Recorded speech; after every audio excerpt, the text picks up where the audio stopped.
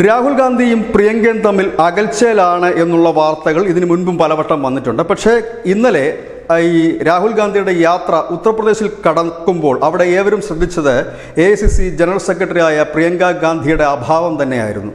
എന്തുകൊണ്ട് പ്രിയങ്ക എത്തിയില്ല എന്നുള്ള ചോദ്യം വലിയ രീതിയിൽ തന്നെ ദേശീയ മാധ്യമങ്ങളടക്കം ഉയർത്തി. പിന്നീട് പ്രിയങ്കയുടെ തന്നെ ഒരു പത്രക്കുറിപ്പ് പുറത്തു വന്നിരുന്നു, താൻ ആശുപത്രിയിലാണ് എന്നാണ് പറഞ്ഞത്. പക്ഷേ അങ്ങനെയല്ല കാര്യങ്ങൾ എന്നുള്ളതാണ് ഇപ്പോൾ പുറത്തു വരുന്ന മറ്റൊരു വിവരം.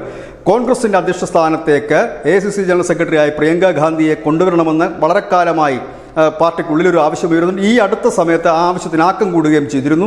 അങ്ങനെ ഈ അധ്യക്ഷ പദവിയെ ചൊല്ലിയുള്ള ഒരു തർക്കം രാഹുലിനും പ്രിയങ്കയ്ക്കുമിടയിൽ നിലനിൽക്കുന്നുണ്ട്. ഒരു ശീതസമരം കഴിഞ്ഞ കുറേ നാളുകളായി അവർ അകൽച്ചയിലാണ് എന്ന തരത്തിലും ദേശീയ മാധ്യമങ്ങൾ റിപ്പോർട്ട് ചെയ്യുന്നു. എന്തുതന്നെ ആയാലും ഇപ്പോൾ രാഹുൽ ഗാന്ധി അദ്ദേഹത്തിൻ്റെ ഭാരത് ന്യായ് യാത്ര നിർത്തിവെച്ചിരിക്കുകയാണ്. എന്താണ് അതിന് പിന്നിലുള്ള കാര്യം എന്നറിയില്ല. ഏതായാലും പ്രിയങ്ക ഗാന്ധി ഉത്തർപ്രദേശിലെ ഈ ഭാരത് ന്യായ് യാത്രയിൽ ഉറപ്പായും പങ്കെടുക്കേണ്ട ഒരു വ്യക്തിയാണ്. കാരണം ഉത്തർപ്രദേശിൻ്റെ ചാർജ് ഉണ്ടായിരുന്നത് പ്രിയങ്ക ഗാന്ധിക്കാണ്. ഒപ്പം തന്നെ AICC ജനറൽ സെക്രട്ടറിയാണ്. UP പോലെ ഏറ്റവും കൂടുതൽ പാർലമെൻറ്റ് അംഗങ്ങളുടെ സീറ്റുകൾ ഉള്ള ഒരു സംസ്ഥാനമാണ് UP.